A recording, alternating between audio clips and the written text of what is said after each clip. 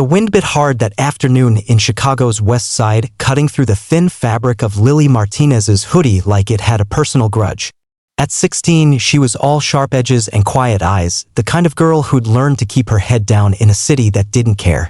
Her sneakers, once white, now gray with grime, slapped against the cracked pavement as she hurried across Kedzie Avenue, dodging a rusty pickup truck that blared its horn. The air smelled of exhaust and fried grease from the taqueria on the corner, and the sky was a dull smear of gray, like someone had forgotten to finish painting it. She didn't see the guy at first. He was just a shadow leaning against a lamppost, dressed too nice for this part of town. Crisp black suit, polished shoes, sunglasses perched on his nose like he was some kind of movie star. A cane tapped lightly in his hand, marking him as blind, or so she thought. Lily slowed down when he raised a hand, his voice cutting through the street noise. "Hey kid, help me cross?" She hesitated. Strangers didn't ask for help around here unless they wanted something else. But his tone wasn't pushy, just steady, like he was used to getting what he asked for.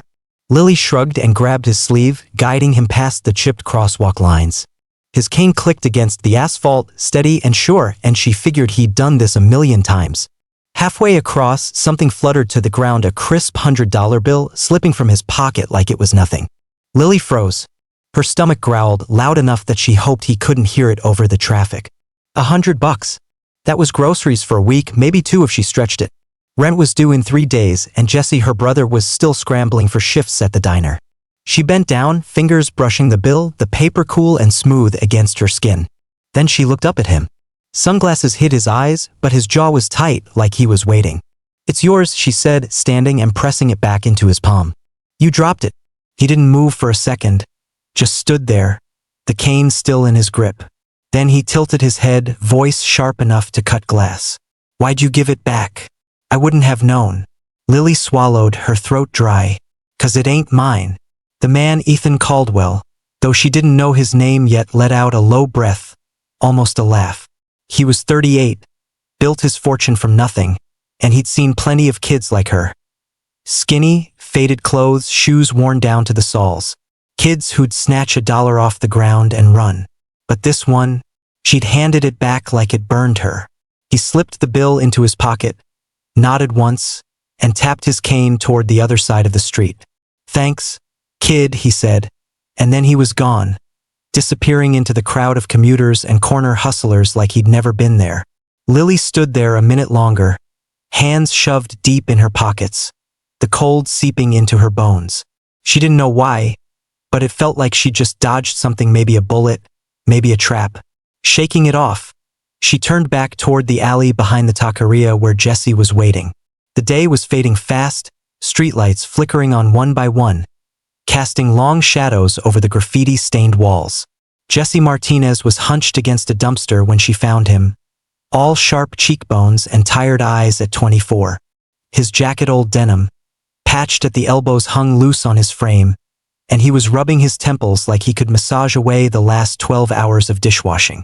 Lily dropped down next to him, pulling a stale dinner roll from her pocket. She tore it in half and handed him the bigger piece. "Any luck?" she asked, voice quiet. He shook his head, chewing slow. "Boss says no extra shifts. Maybe next week." His dark eyes flicked to her, reading her like he always did. "You okay?" "Yeah," she lied, picking at the bread. "Just helped some blind guy cross the street. He dropped $100 and I gave it back." Jesse stopped chewing, eyebrows shooting up. "100? And you what? Gave it back?" "Lil, we could have eaten real food tonight." "It wasn't ours," she said, firm but soft, like she was trying to convince herself too. He sighed, running a hand through his messy hair. "You're too good for this place, you know that?" Before she could answer, a shadow fell over them. Lily's stomach dropped as a guy stepped into the alley. Ronnie Salazar, all greasy smirk and cheap cologne. He was maybe 30, built like a linebacker gone to seed, with a switchblade twirling in his fingers. Jesse was on his feet in a heartbeat, pushing Lily behind him. "Martinez," Ronnie drawled, voice thick with mock friendliness. "Been a while. You got my money?" Jesse's jaw tightened. "I told you I'm working on it. Give me a week." Ronnie laughed, a sound like gravel crunching under boots. $500 don't wait, man. I know who you are, no papers, no nothing. You and the little sis here? One call to ICE and you're done. He stepped closer, the blade glinting under the streetlight. Pay up or I start dialing. Lily's heart slammed against her ribs. She grabbed Jesse's arm, but he shook her off, stepping forward. You don't scare me, Ronnie. Back off. Big talk for a guy with no cards to play, Ronnie sneered, raising the knife just enough to make his point. Jesse lunged or would've, if a voice hadn't cut through the tension like a whip. Problem here? All three of them turned. Ethan Caldwell stood at the mouth of the alley, hands in his pockets, sunglasses still on even though the sun was long gone. He didn't look like he belonged, too clean, too calm, but there was something in his stance that said he wasn't fazed. Ronnie squinted at him, sizing him up. Who the hell are you? Ronnie snapped. Someone with cash, Ethan said, pulling out his wallet. He peeled off 5 crisp hundreds and held them out. This covers it, right? Plus a little extra to forget these two. Ronnie hesitated, greed flashing in his eyes. He snatched the bills, stuffing them into his jacket. You're lucky, Martinez, he muttered, then pointed the knife at Ethan. Don't think this means I owe you. With that, he slunk off into the dark, leaving the alley quiet again. Jesse rounded on Ethan, fists clenched. Who gave you the right to butt into our lives? Ethan didn't flinch, just slipped his wallet back into his pocket. Call it an investment, he said, voice smooth as silk. You're welcome, by the way. Welcome. Jesse spat, stepping closer. I don't need your damn charity, rich boy. Stay away from us. Ethan tilted his head, a faint smirk tugging at his lips. Funny thing about debts, they don't care what you need. He turned to Lily, who was still pressed against the wall, her breath shallow. Smart move with the 100 earlier. Not many would have done that. She didn't answer, just stared at him, trying to figure out what game he was playing. Jesse grabbed her arm, pulling her toward the street. We're outta here, he growled, throwing one last glare at Ethan. Don't follow us. Ethan watched them go, the smirk fading. He adjusted his sunglasses even though he didn't need them, never had. The cane was a prop too, tucked under his arm now like a forgotten toy. He'd built a life testing people, business partners, employees, strangers on the street. Everyone had a price, he'd learned that young. But this girl, she'd thrown him off and he didn't like being off. Back in the alley, Lily kept pace with Jesse, her sneakers scuffing the pavement. He's not blind, she said, almost to herself. Jesse didn't look at her, his jaw still tight. Doesn't matter. Guys like him don't help for free, Lil. Remember that. She nodded, but her mind was still on the $100, the way it felt in her hand before she gave it back. It was the right thing, she knew that. So why did it feel like she just stepped into something bigger, something she couldn't walk away from? Hey, what did you think of that? A stranger with cash and a secret just crashed into Lily and Jesse's world. Where's this going? Hit that subscribe button to find out what Ethan's really after, and drop a comment below. Would you have kept the 100? Or given it back like Lily? Let's talk. The Chicago wind howled down West Side that night, rattling the loose shutters on their crumbling row house. Lily Martinez sat on the mattress she shared with Jesse, her knees pulled tight to her chest, the thin blanket doing little against the chill seeping through the walls. Her hoodie faded gray, patched at the elbows, smelled faintly of grease from her gig at the taqueria, and her stomach growled, a low rumble she tried to ignore. Jesse paced the tiny room, his boots scuffing the worn floorboards, his face a storm cloud ever since Ethan Caldwell had bailed them out from Ronnie Salazar. Don't talk to that guy again, Lil, he said, voice sharp as he stopped to glare at her. He's trouble. She nodded, picking at a loose thread on her sleeve. He's weird, though. Kept asking why I didn't keep his money. Jesse snorted, running a hand through his dark, messy hair. 'Cause he's a rich prick who thinks everyone's a crook. Guys like him don't get us. Lily didn't argue. She'd seen plenty of suits roll through their neighborhood fancy cars, fake smiles, tossing change like it made them heroes. But Ethan? He dropped $500 like it was nothing, and that stuck with her, a splinter she couldn't pull out. What about Ronnie? She asked, voice small. He's not gonna stop. Jesse's jaw tightened. I'll handle it. How? She pressed, watching him pace again. You said the diner's dry. He didn't answer, just kept moving, the shadows stretching long across the room under the dim flicker of their one bulb. Lily's chest ached. Jesse had been her shield since they were kids, since their mom shoved them across the border with a whispered stay together, and a promise he'd kept ever since. He'd ditched school, ditched dreams, all for her. But now, at 24, he looked like he was carrying a city on his back, and she hated it. Her phone buzzed, a cracked flip thing that barely worked. She flipped it open, and her breath caught. Another text from an unknown number. $600 by Friday, or ICE gets a call. Your move, Martinez. She held it out to Jesse, hands trembling. He snatched it, eyes narrowing as he read. Ronnie, he growled, slamming the phone shut. That son of a bitch. What do we do? Lily whispered, hugging her knees tighter. I'll figure it out, he said. But his voice cracked, and she knew he didn't have a plan, not a real one. The next day, Ethan tracked them down again. Lily was outside the taqueria, hauling a trash bag to the dumpster, when his black SUV rolled up, silent as a ghost. He stepped out, no cane, no sunglasses this time, just a crisp suit and those gray eyes that cut right through her. The air smelled of burnt tortillas and diesel, the L train rumbling overhead, and Lily froze, the bag slipping in her grip. Hey, Lily, he said, leaning against the dumpster like he owned it. Got a sec? No, she shot back, wiping her hands on her jeans. Jesse'll kill me if he sees you. Ethan smirked, unfazed. He doesn't have to know. I've got a deal for you, 2 maintenance gig at my building downtown. Free rent, good pay. Beats this dump. Lily's throat went dry. Free rent? They were 3 days from getting kicked out, their landlord already taping notices on the door. She could see it, Jesse fixing pipes, her sleeping somewhere warm for once. But Jesse's voice echoed loud. No handouts. She shook her head. We're good. You're not, Ethan said, stepping closer. I've seen good. You're one missed meal from falling apart. She glared at him, heat rising in her chest. You don't know us. I know enough, he said, voice steady. And I know you're scared. That punk from the alley, he's not done with you, is he?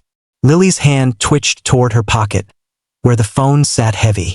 That's our problem, she muttered, turning to go. Could be mine too, Ethan called after her. Think about it, kid. She didn't look back, but her steps slowed, the offer clawing at her mind. $600. Ronnie's deadline loomed like a guillotine, and Jesse's I'll figure it out wasn't cutting it anymore. That night, Jesse stood outside a corner store on Pulaski, hood up, hands shoved deep in his jacket. The open sign buzzed above the door, casting a sickly green glow over the cracked sidewalk. Inside, the clerk slumped behind the counter, thumbing his phone, the register right there unlocked, unguarded. $600, maybe more. Enough to shut Ronnie up, keep Lily safe. His pulse thumped in his ears, loud enough to drown out the distant wail of a siren. He'd never stolen a thing, not a dime, not a scrap, but the weight of that text crushed him. ICE gets a call.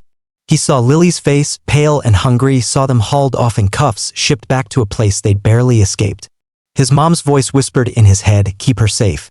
He took a step toward the door, breath shallow, when a voice stopped him cold. Don't do it. Jesse spun around. Ethan stood there, hands in his pockets, calm as a damn statue.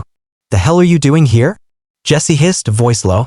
Saving your ass, Ethan said, nodding toward the store. You're not cut out for this, Martinez.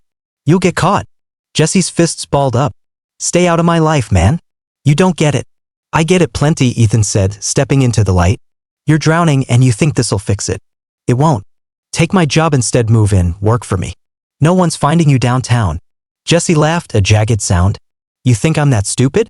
I ain't your charity case. It's not charity, Ethan shot back, pulling out a card and holding it out. It's a way out. You fix stuff, you stay. That's it. Jesse stared at the card, the white square glowing under the streetlight. He wanted to rip it up, spit in Ethan's face, tell him to go to hell. But the store loomed behind him and Ronnie's threat loomed bigger. I don't trust you, he said finally, snatching the card. Don't have to, Ethan said. Just don't screw yourself. Jesse shoved it in his pocket and walked off, the weight of it dragging him down with every step. 2 days later, Lily crashed. It started with a cough she'd hidden, a dizzy spell she'd brushed off. By Thursday night, she was a furnace curled up on the mattress, shaking under their ratty blanket. Jesse dropped to his knees beside her, pressing a hand to her forehead. She was burning too hot, too fast. "Lil," he shouted, shaking her. "Wake up, come on." Her eyes fluttered, glassy and unfocused. "Jess, I'm fine," she mumbled, voice a rasp. "You're not fine," he snapped, panic clawing his throat. He grabbed a rag, soaked it in cold water from the sink, and pressed it to her skin. It didn't help. She was fading, her breathing shallow, and he couldn't wait. Scooping her up, he bolted out the door, her weight light as nothing in his arms. The hospital was a blur of white walls and antiseptic stink. The ER doors slamming open as he stumbled in. "She's dying," he yelled, voice breaking. "Help her, she just collapsed." A nurse rushed over, taking Lily from him, her hands quick and sure. "How long's she been sick?" she asked, already moving. "I don't know," Jesse said, chest heaving. "She didn't tell me." They wheeled her back, leaving him in the waiting room, pacing under the buzz of fluorescent lights. The nurse came out, clipboard in hand. "Sir, we need ID. Insurance. Something." His stomach sank. "No papers, no nothing, just a lie and a prayer." "She's my sister," he said, voice tight. "We don't have." "Ethan Caldwell," a voice cut in. Ethan stepped up beside him, sliding a credit card across the desk. "Bill's on me." The nurse blinked, then nodded, typing it in. "We'll still need her info," she said. But Ethan waved her off.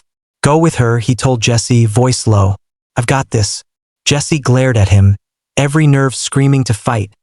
But Lily was back there, alone. He followed the nurse, leaving Ethan to work his magic. Hours later, the doctor came out, scrubs wrinkled. "She's stable," he said. "Dehydration, malnutrition, fever spiked bad. She's awake now." Jesse's knees nearly gave out, relief flooding him. "Can I see her?" "Yeah," the doc said, then hesitated. "But we've got to report this, no ID, no guardians. Social services'll step in." "No," Jesse said, voice rising. "She's with me. I'm all she's got." The doc's face didn't soften, and Jesse felt the ground shift under him. Ethan stepped up, phone already out. "I'll handle it," he said, dialing. "Go." Jesse didn't trust him, hated him. Even, but he ran to Lily's room. She was propped up, and 4 in her arm, looking small but alive. "Jess?" she whispered, reaching for him. He grabbed her hand, sinking into the chair. "You scared me, Lil." "Sorry," she said, a faint smile tugging at her lips. Her eyes flicked past him. "He's here again." "Huh?" Jesse followed her gaze. Ethan stood in the doorway, watching. "Yeah," he muttered. "And I don't know why." They moved into Ethan's building that night, a gleaming tower downtown, all glass and quiet. Jesse carried their duffel, jaw set, every step a chain he couldn't shake. Lily trailed behind, still weak, her eyes wide at the clean floors and warm air. Ethan handed them a key and left. No words, no fuss. But as Jesse locked the door, the card in his pocket burned. He'd taken the deal, safety, a job, but it didn't feel like freedom. Felt like a trap, and he was already caught. The downtown apartment smelled like new paint and money, too clean, too quiet for Jesse Martinez to feel at home. It was a far cry from their West Side hole. No creaking floorboards, no mildew creeping up the walls, just sleek hardwood and floor-to-ceiling windows that framed Chicago's skyline like a postcard. Lily sat on the edge of a leather couch Ethan Caldwell had left them, her skinny frame swallowed by a borrowed blanket, still pale from the hospital but breathing easier. Jesse stood by the door, arms crossed, staring at the key in his hand like it might bite him. "Feels weird." "Huh?" Lily said, voice soft as she tugged the blanket tighter. "Like we don't belong." "We don't," Jesse muttered, shoving the key in his pocket. "This ain't ours, Lil. It's his." She didn't argue, just watched him pace the room, his boots leaving faint scuffs on the polished floor. The past week had been a blur, moving in, fixing leaky faucets for Ethan's tenants, hauling tools up and down the building's shiny elevators. The pay was good, the rent was free, and Lily had a bed instead of a mattress on the floor. It should have felt like a win, but to Jesse it was a leash, Ethan's leash, and every day tightened it around his neck. His phone buzzed, a low hum that made his stomach twist. He pulled it out, expecting a work order from Ethan's property manager, but the screen lit up with a text. Nice upgrade, Martinez. $800 by Monday, or ICE knows your new address. Ronnie Salazar's name wasn't on it, but Jesse didn't need it. He could hear the bastard's greasy laugh in every word. Jess? Lily's voice cut through his haze. What's wrong? Nothing, he lied, pocketing the phone. Just work. She frowned, her dark eyes sharp despite the exhaustion. You're a bad liar. He forced a smile, thin and brittle. Go to bed, Lil. You need rest. She didn't push, just shuffled off to the guest room Ethan had set up for her, a rail bed, clean sheets, the works. Jesse waited until her door clicked shut, then sank onto the couch, head in his hands. $800. Ronnie had upped the price, sniffing out their new setup like a shark with blood in the water. The diner checks were gone, and Ethan's pay wouldn't hit for another week. He was out of moves again. Saturday night, Ronnie found him. Jesse was in the building's basement, wrench in hand, tightening a pipe under a flickering bulb, when the door creaked open. Ronnie slunk in, his bulk filling the doorway, a switchblade twirling lazily in his fingers. The air down there was damp, thick with the smell of rust and concrete, and Jesse's gut clenched as he straightened up. Fancy digs, Martinez, Ronnie said, grinning like a hyena. Heard you're shacking up with that rich guy now. Get out, Jesse said, voice low, gripping the wrench tighter. Ronnie laughed, stepping closer. Not till we talk business. 800's the new rate, call it a moving fee. But I'm feeling generous. Gimme the rich guy's name, where he keeps his cash, and we're square. Jesse's blood ran hot. You're not touching him. Why not? Ronnie sneered, flipping the blade. He's your sugar daddy now, right? Pays your bills. Keeps the little sis cozy? Bet he's got plenty to spare. He's not. Jesse stopped, swallowing the bait. I don't know you shit, Ronnie. Back off. Ronnie's grin faded, his eyes narrowing. You don't get it, do you? I know where you are now, fancy building, big windows. One call to ICE and you're both gone. Or you give me what I want. Pick fast. Jesse's hand twitched, the wrench heavy in his grip. He could swing it, end this right here, but Lily's face flashed in his mind, and he froze. Ronnie saw it, the hesitation, and laughed again. Monday, he said, turning to go, or I start dialing. The door slammed shut, leaving Jesse alone with the dripping pipes and his pounding heart. He slid down the wall, the wrench clattering to the floor. Ronnie wasn't bluffing, he'd sell them out, and Ethan's money wouldn't stop that. Not this time. Sunday morning, Lily caught him off guard. She was in the kitchen, Ethan's kitchen, pouring cereal from a box he'd left stocked. When she turned to him, bowl in hand. You're mad, she said, matter of fact. At me? Nah, Jesse said, leaning against the counter. Not you. Then what? She set the bowl down, crossing her arms. You've been stomping around like someone stole your shoes. He sighed, rubbing his face. Is this place, Lil? Ethan. I don't like owing him. He's helping us, she said, frowning. We'd be on the street without him. Yeah, and he knows it, Jesse snapped, louder than he meant. That's the problem. He's got us pinned, and I can't. He stopped, catching the hurt in her eyes. I just want us to stand on our own, okay? Lily's voice softened. I'm not a kid anymore, Jess. I can help. Stop acting like I'm some burden you gotta carry. You're not a burden, he said, stepping closer. You're all I've got. But this, depending on him, is killing me. She didn't answer, just picked up her bowl and walked off, leaving him with the echo of his own words. He'd messed up, pushed her away when he meant to pull her closer, and it stung worse than Ronnie's threats. That night, he did something stupid. Ethan's office was on the 5th floor, a locked room he'd been told to steer clear of. Jesse waited until Lily was asleep, then grabbed a screwdriver from his toolkit and jimmied the lock. The door swung open, revealing a desk, a laptop, and a small safe tucked in the corner. $800.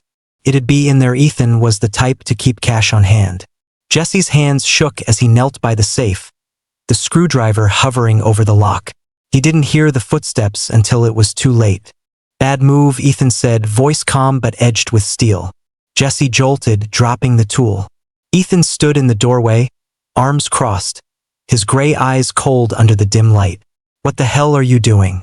Jesse scrambled to his feet, chest tight. I wasn't. Don't lie, Ethan cut in, stepping into the room. You're after cash. Why? Jesse's mouth opened, then shut. He couldn't say it, couldn't admit Ronnie had him by the throat again. I don't owe you an explanation, he muttered, shoving past him. Ethan grabbed his arm, grip firm. You're in my house, breaking into my stuff. You owe me that much. Jesse yanked free, fists clenched. I don't owe you shit. You think you can buy us? Keep us like pets? Ethan didn't flinch, just watched him. Unreadable.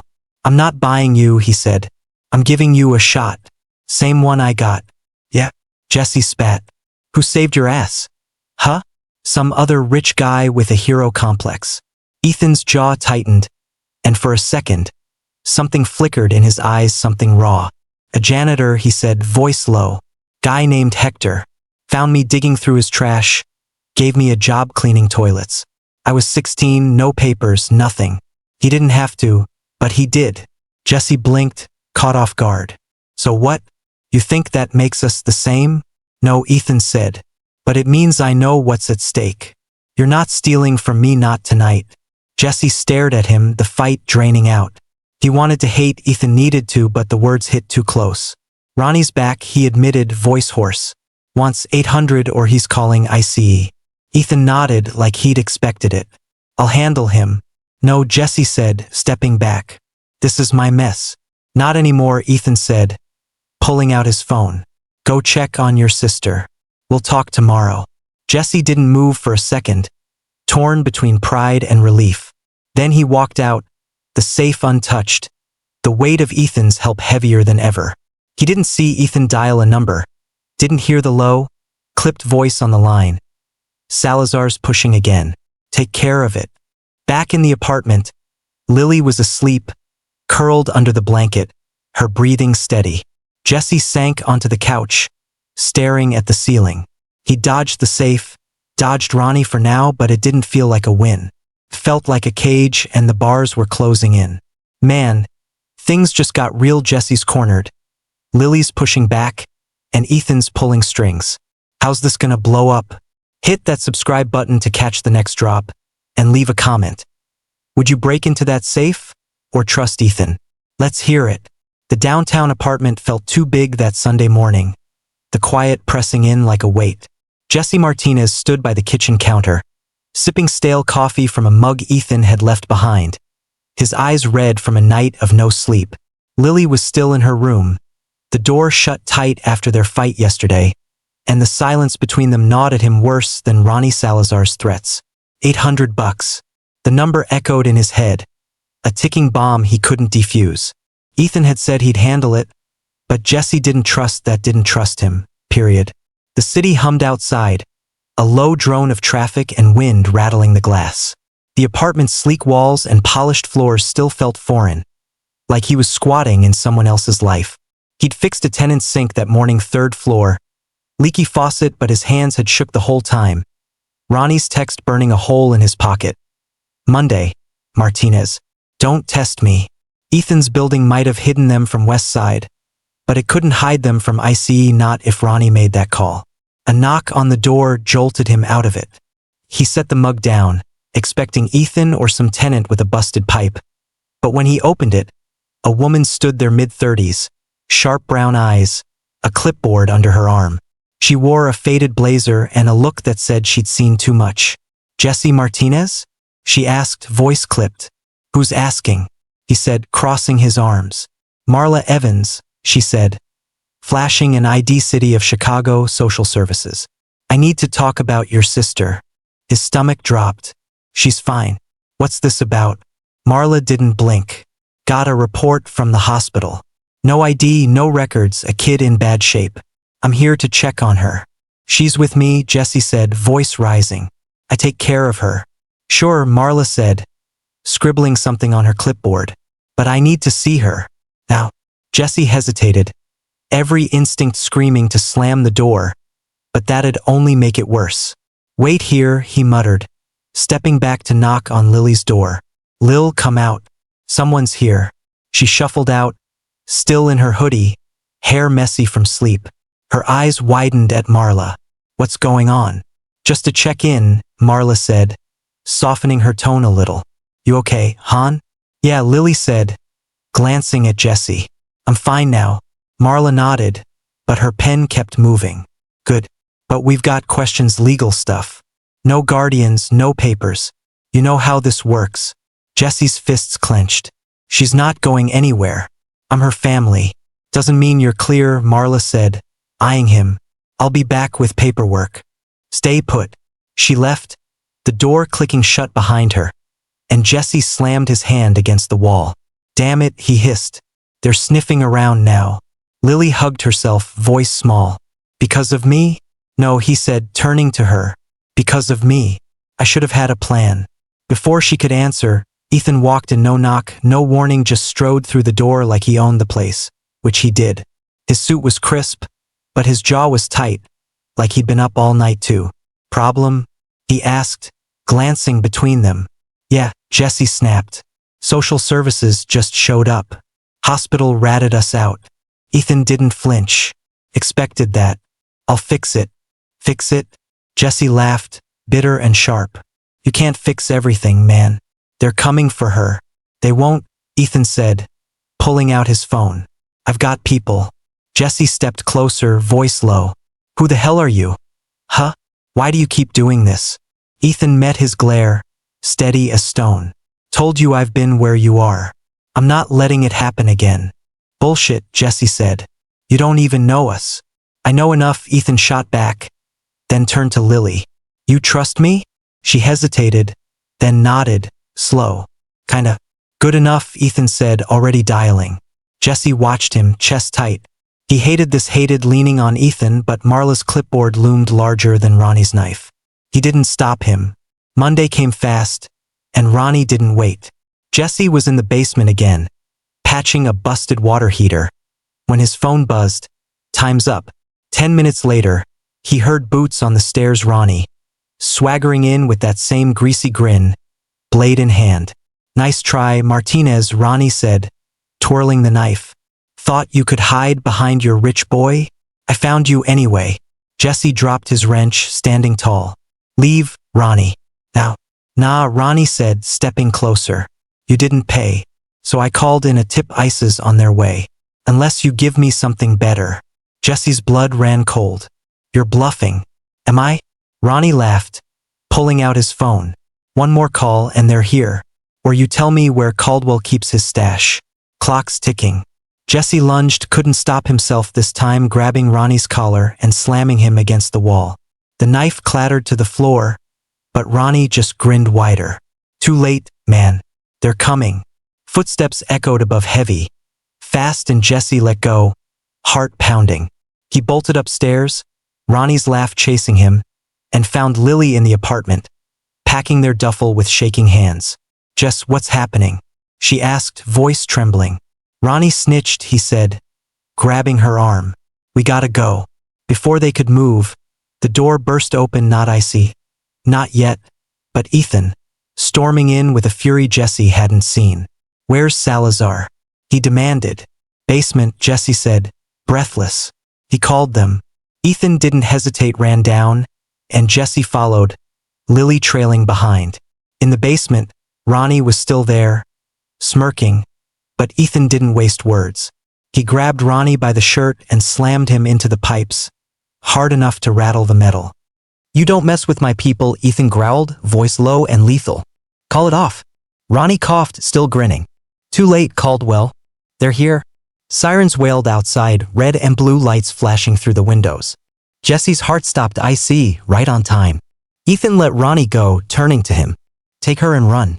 I'll stall them. No, Jesse said, stepping back. We're done running. You don't have a choice, Ethan snapped, but before he could finish, the door upstairs crashed open and agents flooded in black vests, loud voices, guns drawn. Jesse Martinez. One shouted. Hands up. Jesse froze, shoving Lily behind him. She clung to his arm, whispering Jess no, but he didn't move. Ethan stepped forward, hands raised, voice calm. He's with me. This is a mistake. Step aside, sir, the agent barked, cuffing Jesse's wrists. We've got a tip, no papers, illegal entry. Lily screamed, lunging for him, but an agent held her back. Let him go. she yelled, tears streaming down her face. Jesse twisted, meeting her eyes. Lil, stay with Ethan, he said, voice breaking. I'll be okay. They dragged him out, the cold metal biting his wrists, Ronnie's laugh echoing behind them. Ethan grabbed Lily as she fought, her sobs shaking her whole body. I've got you, he said, holding her tight. I'll fix this. She yanked free, glaring at him through tears. You can't. He's gone. Before he could answer, Marla Evans stepped in from the hallway, clipboard in hand, her face grim. Caldwell, she said, voice sharp. This your mess? Ethan turned, jaw tight. Marla, what are you doing here? Cleaning up, she said, nodding at Lily. You think you can play savior again? Like with me? Lily blinked, confusion cutting through her panic. What's she mean? Marla ignored her, staring Ethan down. He ditched me 20 years ago, street kid like him, but I didn't have a Hector to pull me out. He climbed, I sank. Now he's doing it again with you. Ethan's face hardened. I didn't ditch you. You wouldn't take the help. 'Cause it came with chains, Marla shot back. Like it does for them. Lily stepped between them, voice raw. Stop. Where's Jesse? Gone, Marla said, softer now. ICE's got him. I can't stop that. Ethan grabbed his phone, already dialing. I can't. Lily, stay with her, I'll get him back. No. Lily shouted, backing away. You don't get it, he's all I have. And you let this happen. She bolted, shoving past Marla, out the door, and into the stairwell.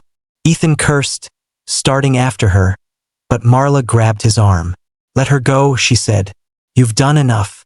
Outside, the sirens faded, taking Jesse with them. Lily ran, the Chicago rain soaking her hoodie, her breath hitching in sobs.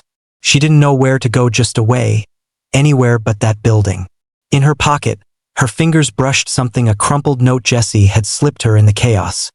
Find Sal if I'm gone. She stopped, rain dripping down her face, and stared at it. Sal. A name, a lifeline. Ethan couldn't save them, not this time, but maybe she could. The rain didn't let up that night in Chicago, hammering the streets like it was trying to wash the whole city clean. Lily Martinez stumbled through it, her hoodie soaked through, her sneakers slapping puddles as she ran from Ethan Caldwell's tower. Her chest burned, half from sobs, half from the cold, but she didn't stop. Not until she collapsed against a graffiti-tagged wall in an alley off Division Street. The crumpled note from Jesse, find Sal if I'm gone, was clutched in her fist, the ink bleeding under the downpour. Her brother was gone, hauled off by ICE, his last words echoing. Stay with Ethan. She hadn't. She wouldn't. The alley smelled of wet trash and stale beer, the distant rumble of the L train cutting through the storm. Lily slid down the wall, her breath hitching, rain mixing with tears on her face. Jesse's face flashed in her mind, those tired eyes, that half smile he'd forced when he'd slipped her the note. She didn't know who Sal was, didn't know anything anymore, but she couldn't go back, not to Ethan, not to that building where everything had fallen apart. Across town, Ethan stood in his penthouse, the city a blurry glow through the rain-streaked glass. His tie hung loose, whiskey glass empty on the counter, and for once, he looked rattled. Marla Evans lingered by the door, her blazer damp, her voice cutting through the silence. You let her run, she said, arms crossed. Some savior. She'll come back, Ethan said, but it sounded more like a prayer than a promise. Marla laughed, short and bitter. You still don't get it, do you? She's not your second chance. You can't fix Hector by fixing her. Ethan's hand tightened around the pocket watch in his pocket, Hector's old ticker. The one thing he'd kept from those hungry days. Hector had been his lifeline, a janitor who'd pulled a scrawny Ethan out of a dumpster and handed him a broom. He'd died broke, deported, and Ethan had built an empire on his ghost. I called everyone, he said, voice low. Lawyers, favors. ICE's got him locked tight. Then you're done, Marla said, stepping closer. And she's out there because you couldn't pull it off. He didn't argue. She was right, he'd failed, and the weight of it sat heavy, like the rain outside. Lily didn't sleep that night. She holed up in a 24-hour diner, the kind with sticky floors and buzzing fluorescence, nursing a coffee she'd sweet-talked off a tired waitress. Her hands shook as she unfolded Jesse's note again, the words smudged but legible. Sal. A name, a shot in the dark. She didn't notice Marla until the woman slid into the booth across from her, clipboard set aside, her face softer than before. "You're a hard kid to find," Marla said, voice low. "Been looking since you bolted." Lily stared at the coffee, her fingers tight around the mug. "I'm not going back." "Didn't say you had to," Marla said. "But you can't stay out here. Jesse's gone. ICE's got him in a detention center. You need a place." Her throat closed up. "I'm not leaving him." "You're not," Marla said, leaning forward. "But you're no good to him like this. I've got a foster spot temporary. School, food, a roof. Take it and we'll figure out Jesse." Lily's eyes stung. Foster care. The system Jesse had fought tooth and nail to keep her out of. "He'd hate me for it," she whispered. "He'd want you alive," Marla said. Firm but kind. "Deal?" She didn't want to agree, wanted to run again. Find Sal. Do something, but the cold clung to her bones. And Jesse's note was all she had. "Fine," she muttered, barely audible. The foster home was a squat brick house in Humboldt Park, warm with the smell of frying plantains and Rosa, a foster mom who didn't pry. Lily got a bunk, a backpack, a routine school, meals, sleep, and she moved through it like a shadow, her mind on Jesse. She didn't talk to Ethan, didn't open the letter he sent through Rosa, just shoved it under her pillow and let it sit. He'd let Jesse go. That was that. Weeks bled into months, the Chicago winter giving way to a tentative spring. Lily turned 17, her frame still skinny but her eyes sharper, hardened by the grind. She kept Jesse's note in her pocket, a talisman she clung to, and one day, she got a lead, overheard two kids at school talking about Sal, the mechanic who fixed cars cheap near Logan Square. She skipped last period, took the bus, and walked 3 blocks to a garage where oil stained the concrete and a guy in his 40s tinkered under a beat-up Ford. "You Sal?" she asked, voice steady despite the knot in her chest. He straightened, wiping grease off his hands with a rag. "Yeah." "Who are you?" "Lily Martinez," she said, holding out the note. "Jesse's my brother. He said to find you." Sal's face shifted, a flicker of recognition. "Martinez. Damn. Worked with him at the diner a while back. Heard ICE nabbed him." "Yeah," she said, swallowing hard. "You know where he is?" "Last I got," Sal said, tossing the rag aside. "He's in a center down near Texas. Fighting to stay, but it's a long shot." Her stomach twisted. "Can I get him out?" Sal sighed, leaning against the car. "Not quick. No papers, no pull, could be years, kid." She nodded, slow, the truth settling like a stone. "Years. Too long, but not impossible." "Thanks," she said, turning to go. "Hey," Sal called. "You talk about me?" "Not much," she said, pausing. "Just the note." Sal smiled, faint. "We'd fix cars after shifts, dreamed about opening a shop. Said you were why he kept pushing." Her throat burned, but she held it together. "He still is," she said, and walked off, Sal's words a lifeline she tucked close. One warm April day, Lily walked alone, her backpack slung over one shoulder, the foster home's rules easing up now that she was older. She stopped at a crosswalk near the loop, the city alive around her, horns blaring, wind sharp off the lake, people rushing past. A guy stood nearby, coat ragged, hand out, his voice a low mumble. "Spare change?" She hesitated, her fingers brushing the last dollar in her pocket, one of the 10 Ethan had slipped her before she'd run. She'd kept it, a stubborn reminder of that first test. Then she pulled it out, pressing it into his palm. "Keep going," she said, voice firm. He blinked, surprised. "Thanks, kid." She nodded, stepping into the street as the light turned. The dollar was gone, no strings, no games, just hers to give. It felt right, like a weight lifting, a piece of Jesse she could carry forward. That night, she sat on her bunk, pulling out a notebook Rosa had slipped her. She opened it, pen in hand, and wrote, "Jess, I found Sal. He says you're fighting. I'm fighting too, school, a job, whatever it takes. I'll get you back. Love, Lil." She didn't know if it'd reach him, didn't know if ICE would let it through, but it was something, a start. She'd save every penny, learn every trick, be ready when he came home. Across the city, Ethan stood on his balcony, the skyline glittering below, a whiskey glass untouched in his hand. He'd lost them, Jesse, to the system, Lily to her own road. The lawyers had hit walls, his pull had run dry, and Marla's words still stung. You can't buy their lives. He pulled out Hector's watch, the ticking faint, and thought about that day at the crosswalk. He'd seen her from a distance, giving that dollar away free, no hesitation. Cut deeper than he'd admit. He didn't chase her, didn't call. She'd found her way, and he'd live with his failures. But as the city hummed below, he couldn't shake the quiet hope that she'd make it that she already had. Lily walked back to Humboldt Park under the streetlights, the notebook in her bag, her steps sure. Jessie was out there holding on. She'd hold on too. It wasn't running anymore, it was building $1 one day at a time. Man, what a journey. Lily's rising, Jessie's fighting, and Ethan's facing the mirror. What hit you hardest? Hit that subscribe button for more stories like this, and drop a comment. What would you do with that last dollar? Let's talk.